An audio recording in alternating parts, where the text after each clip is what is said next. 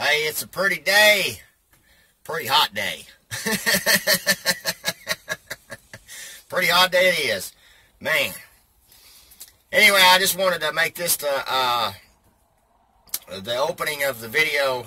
I tried to get some footage with videos at the car show, and my camera just couldn't get backed off far enough. When you're walking in between somebody's precious babies, you don't want to touch their car. You don't even want to wipe across it, man. You don't even want to get 7 inches from it. So I had to sit there and be forced to get close up on a lot of the cars, which only left me with about 75% of good interior footage. I got a lot of good interior footage, but I didn't get no complete car footage. So my wife took some pictures, and she's learning too that when you shoot pictures, you got to shoot all of the car. You just can't stand back and shoot one picture. I wanted to shoot a lot more. I wanted her to shoot a lot more of each car, like 15 for each car, but she only got a total of about 15 pictures. So I'm going to shoot this slideshow out there to you, and hopefully that'll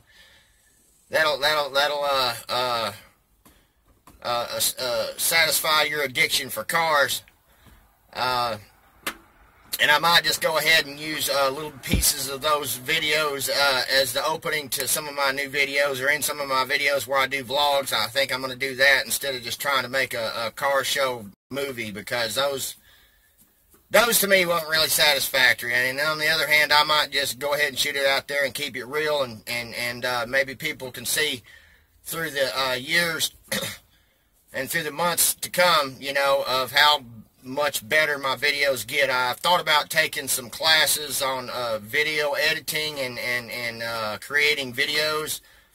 I think they offer a free class somewhere my daughter found at her college.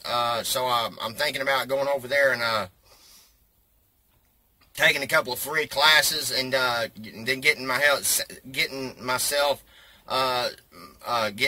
on an editing program that is dummy friendly.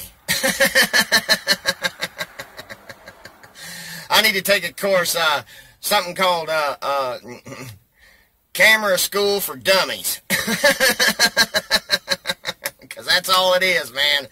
I'm a dummy when it comes to this technology, and I'm a dummy when it comes to shooting videos, and I'm having to learn. It ain't easy, man. You just can't pick up a camera at first sight and start shooting videos. It's not as easy as it looks. In fact, it's really hard, It's hard because, you got to know what to put out there, what to say, what not to say, because you're shooting videos for a lot of people to view, and even though a lot of people might feel that you're from the heart on it, a lot of other people might feel that you're just being naughty and rude and unthoughtful, and I've had to learn that. I've had to take videos down of me looking like a complete fool on my videos.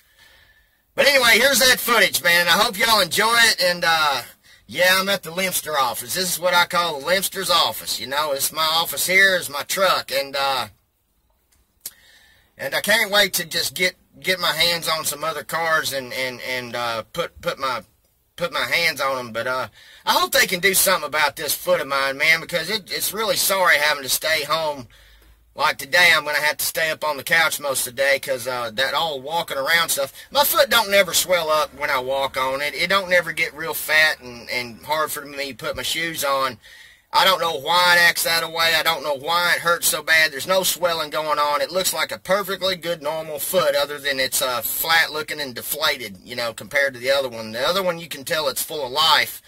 The one that I hurt, I severed my nerves on the back of my leg where the bone poked through. It severed all them nerves, and those nerves that go down to the bottom of your foot, they go down to the back of your leg and then underneath your heel and spread out amongst the bottom of your feet. And I have a feeling that's what's happened, is I've damaged those nerves, and I don't know why it hurts like it does when I get up and walk on it a lot. I can't understand why it does. It's just a mystery to me, and I even think it's a mystery to science, I think it's a mystery to the medical field, because they're definitely not listening to me. I'm going to have to go in there and be specific, I went to a podiatrist, and I know I'm babbling on, but just bear with me here. I went to a podiatrist, and I guess that's what you call it, a foot doctor. And he told me to just go to pain management. And pain management, all they want to do is try to find, you know, ways to give me pills and stuff. And I just don't want to take pills, you know. I'm just, it all falls on this area, you know. I'm having to take pills for depression. I'm having to take nerve pills. I'm having to take sleeping pills. I'm having to take stomach pills because of the side effects it's making my stomach to where I want to start chucking up the pills, you know. So I got to take that just to keep them down. And so, it's a mind-blowing experience going through what I went through, and I just wish I would have never got on that motorcycle, you know what I'm saying? I rode a motorcycle from when the time I was real young, before I even turned 18, until the time I was 46 years old, and I got in accidents. I've found myself doing an end over end, you know. I found myself sliding into a ditch nose first, and then having the bike come up behind me on the, I'm sorry if it's foggy or whatever. It's got this autocorrect feature on it. But one accident I got in, I went into the ditch, and it was raining, and it was a sharp turn, and they didn't have no warning signs up ahead that it was a sharp turn. It was in Louisiana, where all those roads, they wind around on dry land. You know what I'm saying? And so when my front fork hit when my front tire stuck in the mud, it threw me. The bike came up in the air like this, and my helmet went in the mud. And then the seat hit me in my rear, and then it stuck my head even further in the mud. And I imagine it would have been pretty funny watching me trying to get out, because my head was so shoved so far into the mud. The mud was up over my shoulders, and I'm over here trying to pull my. And then finally, when it came out, my head came out the mud, it went. I thought kind of made me laugh inside, but at the same time, I was scared to death. But it's just one of them things where motorcycles can be a dangerous thing. It was on one hand, I could ride down the road no matter how bad of a day I could have. It was just like something reached inside my soul and threw all them worries out in the wind, and it gave me a lot of time to think about things, and it made me feel good while I was on that bike. And I created my own prison by getting on that motorcycle, and I really wished I would have just stuck to hot rods or something classical or that to make me daydream while I was driving. You know what I'm saying?